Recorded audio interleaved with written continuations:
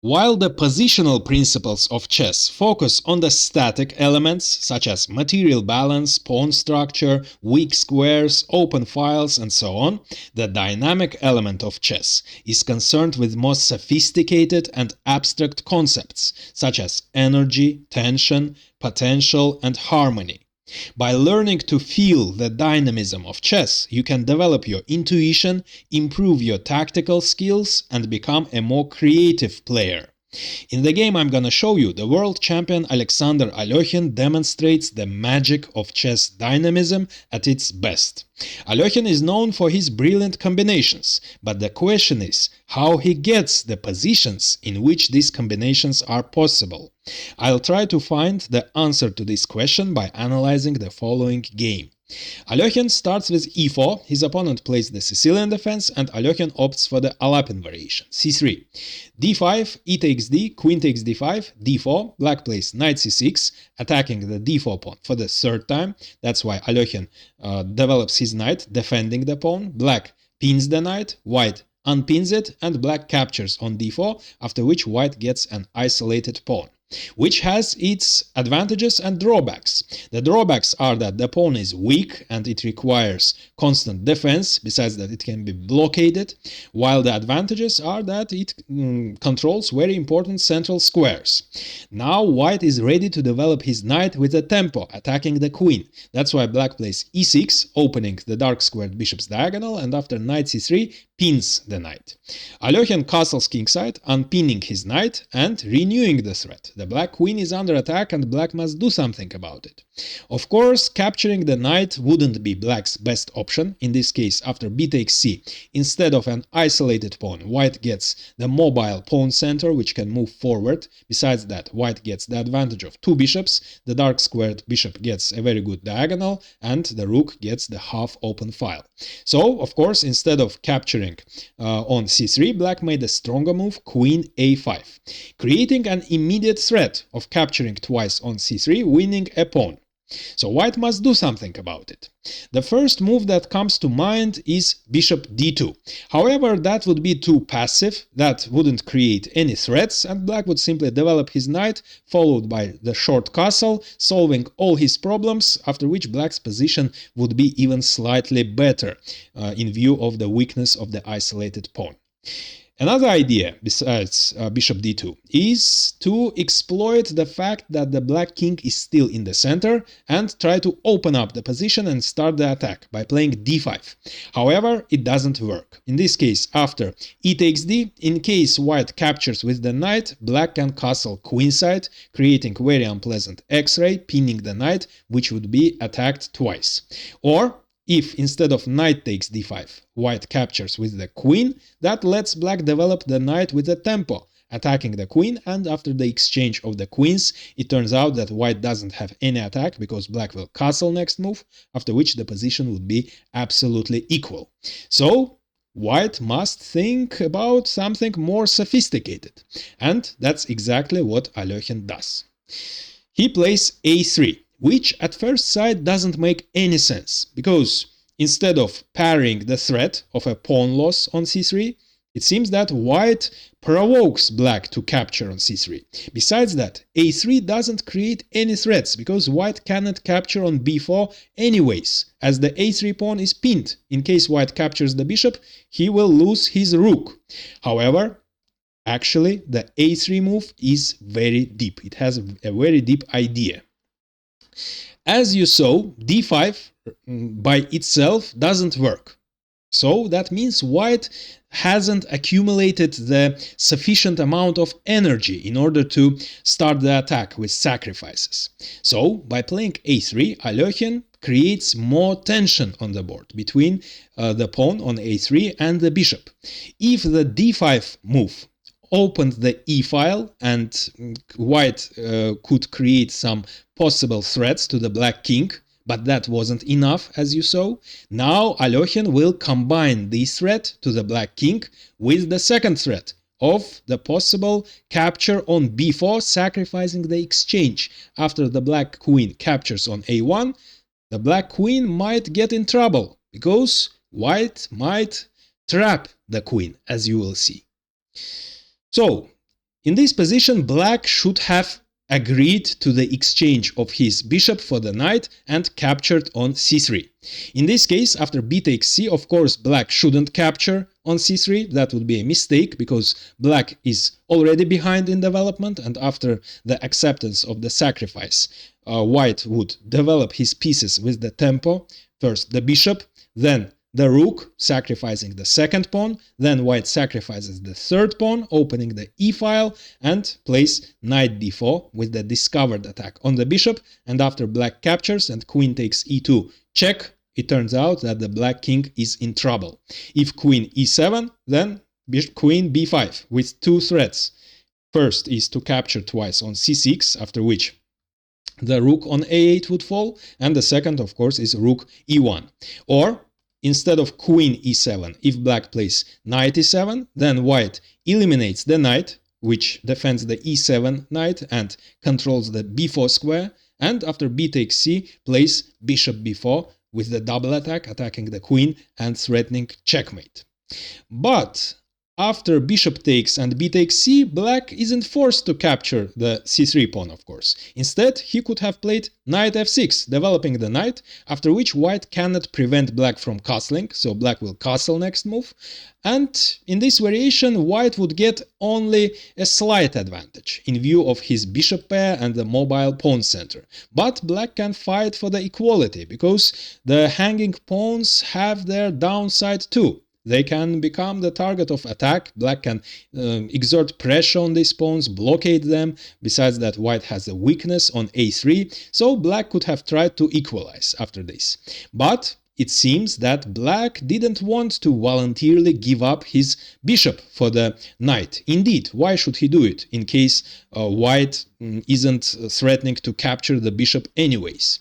So instead of capturing on c3, black developed his knight right away, which looks like the most natural move, because black now needs only one move to castle and finish his development. However, it turns out that knight f6 was a decisive mistake, because now white has accumulated the sufficient amount of energy and he must release it. It's now or never.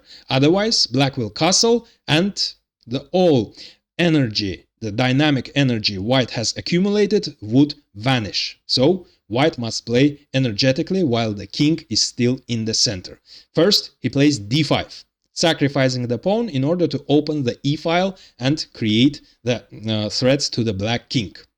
What to do? If black captures with the knight, then white would capture, and after e takes d, sacrifice the exchange, and now you see the king is in trouble. And after queen takes a1, it turns out that the queen is also in trouble, because it doesn't have any squares to move. a6 is controlled by the bishop, a5 by a pawn, a4 by the white queen, a3 by the pawn. It has only a2 square, and white would have played queen b3, taking under control the a2 square and moving away from the rook's way. That means white needs only to move away his dark squared bishop, after which the queen would be trapped. Of course, black can try bishop takes f3, but still white would play bishop g5, and there is no way to save the queen. Black must capture on f1. After bishop takes f1, black doesn't have time to castle because his bishop is under attack. He must play bishop e4, and although from the material point of view the sides are equal, however, from the positional point of view, black is lost, because black of course has two rooks for the queen, but his rooks aren't playing while the white queen is very active, and, which is very important, the black king is still in the center and he doesn't have time to castle.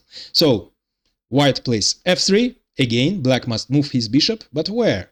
If the bishop moves to g6, then queen e3 check, and the king must move. It will stay in the center, and white will attack it, of course.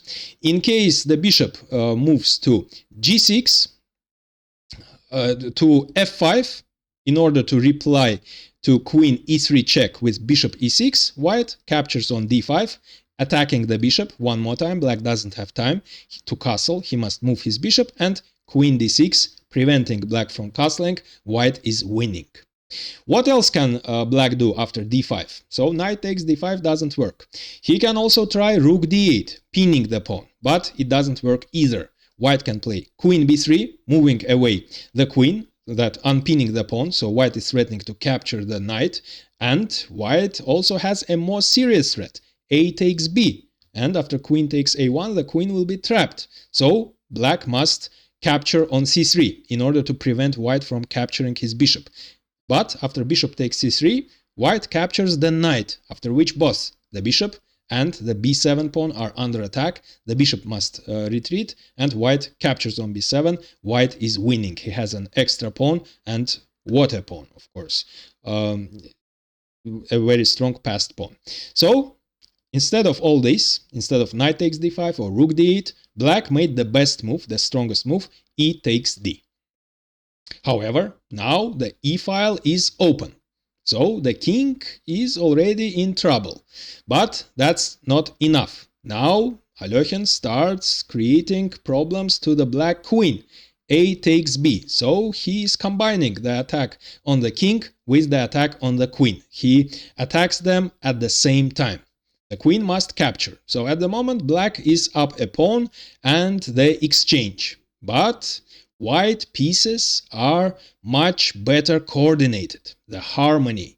So white pieces are harmoniously placed, while the black pieces aren't coordinating at all. The king is in the center, the queen is out of play, the rooks aren't playing, and the bishop, which is very important, isn't defended enough. It's defended only once, while it can be attacked twice. So now you can pause the video and try to find Alekhine's next move, which creates two threats at once.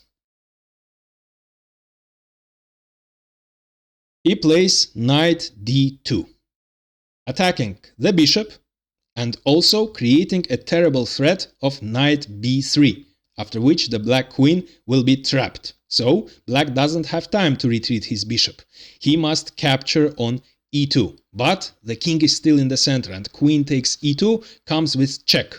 What can black do now? If the king retreats to f8, then knight b3, attacking the queen. Now that white doesn't have the light squared bishop anymore, which controls the a6 square, the queen can move to a6, but b5 forking the queen and the knight. Of course, black can try queen b6 in order to reply to b takes c with queen takes b3, but it doesn't work because white plays knight a4 first, attacking the queen.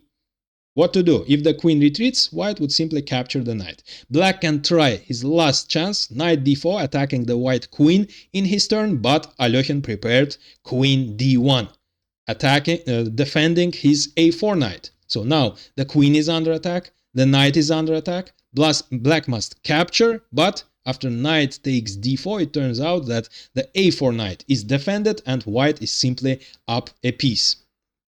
Actually not a piece, white is materially up and black's position is terrible, of course, the king is terrible, the rook isn't playing, so white is winning. So after queen takes e2 check, black played, instead of king f8, black played knight e7. But of course rook e1, creating a checkmating threat on e7. But black can castle, as white cannot capture the knight. That would be a terrible blunder, of course, because of rook e8, and white is losing either the queen, or if the queen retreats, of course, the rook falls on e1. Of course, Alekhine didn't blunder. He made the move that he was preparing, knight b3, attacking the queen. The only square the queen has is a6. Of course, one more time, queen takes e7 would be a terrible blunder because of for the same reason. But Alekhine, of course, first captures the queen. The queens are exchanged and only then captures on e7. So the dynamic phase of the game is over. And now we can see the results. From the material point of view, of course, white has only the slightest advantage. He has two pieces for a rook and a pawn. But from the positional point of view, white's advantage is huge. His pieces are very strong, they are coordinating very well, while the black rooks don't have any targets of attack. The rooks are absolutely useless. The only targets the rooks have are on the b file, the b4 pawn and the b3 knight. So black plays rook b8, but Alekhine makes the precise move b5.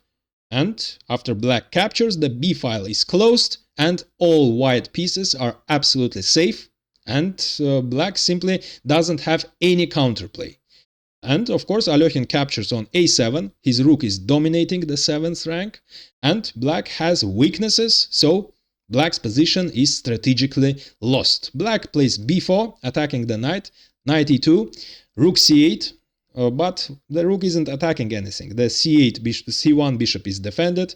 If the rook invades c2, it isn't attacking anything. b2 is defended by the bishop. So you see, white pieces have great coordination. And now it's time to centralize the king.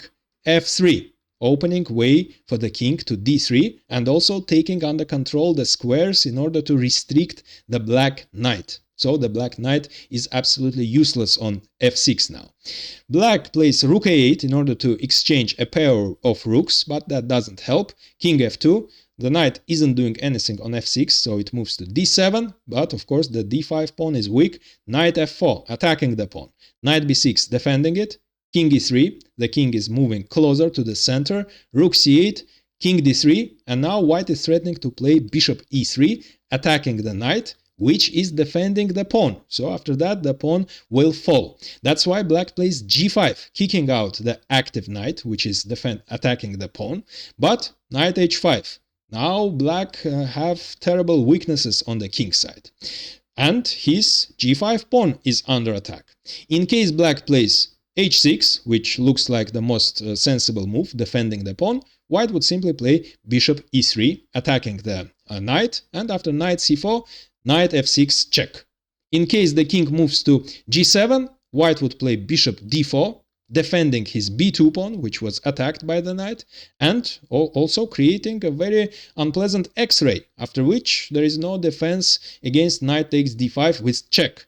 And that's why black king might go to f8 instead of g7, but white would force the king to move to g7 and only then play bishop d4. This variation is given by Alekhine, defending the pawn and threatening knight takes d5 with check. There is no defense against the attack on the pawn. It will fall and black's position will collapse. That's why after knight h5, without even playing h6, black resigned.